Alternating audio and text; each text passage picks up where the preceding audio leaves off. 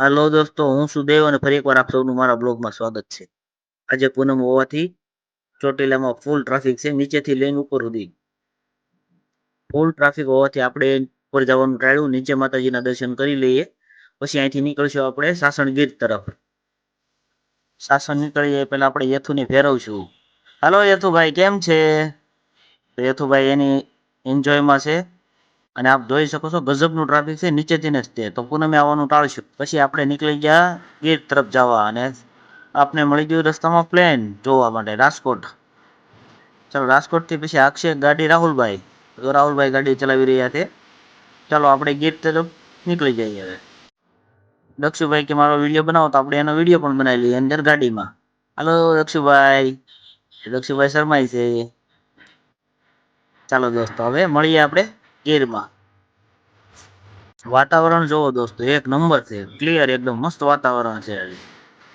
દોસ્તો આપણે ગીરમાં પહોંચી ગયા છીએ. Welcome to Gir. અને બતાવું તમને આગળ આપણા રિસોર્ટ, ત્યાં આપણે રોકાવાના છીએ.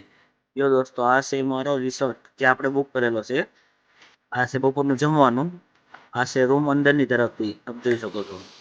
પડદા ખોલીને તમને બહારનો પણ નજારો બતાવું. મને પડદો ખોલતો જો, બહારનો પડદો ખોલ્યો પણ નહીં દોસ્તો, જાય બહારથી બતાવું તમને 1 મિનિટ. જોઈ લો, આ રિસોર્ટ છે બહારની તરફ, છે ને એકદમ સરસ. પાછળની સાઈડ સ્વિમિંગ પુલ પણ છે, બતાવું તમને. જો દોસ્તો, આ છે સ્વિમિંગ પુલ, જેમાં આપણા છોકરાઓ મસ્તી કરી રહ્યા છે. ટિંકલ, દક્ષ, યથુ, જાનુ.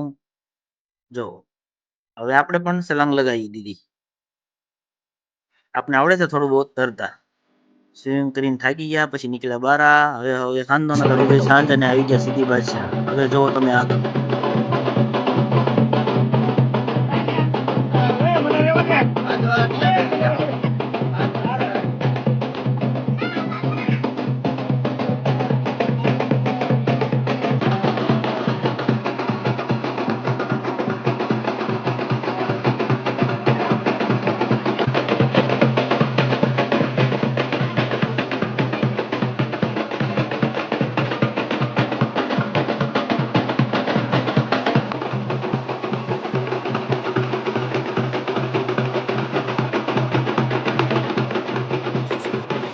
રાહુલભાઈ કે મારે વગાડવા છે, તો રાહુલભાઈ પણ વગાડ્યા. આપ જોઈ શકો છો. આ લોકો માથે શ્રીફળ ફોડે છે, આપ જોઈ શકો છો. તેને મજબૂત એકદમ માથો. આ લોકો આપણે પડ્યો તો આપણો તોલો તૂટી જાય.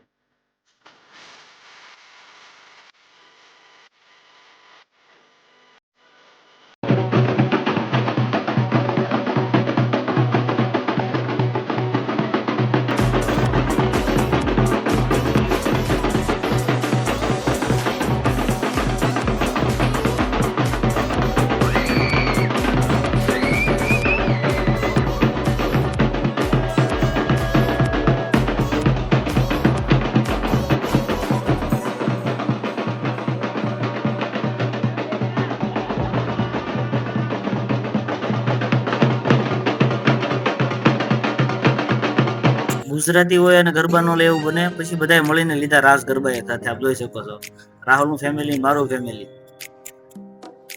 અને સાથે અહીં આવેલા લોકો પણ. દોસ્તો પછી અમે રાખી મહેન્દ્રની તાઈલો કાર ભાડે અને નીકળી ગયા ઇન્જર લાઈન જોવા. આપ જોઈ શકો છો.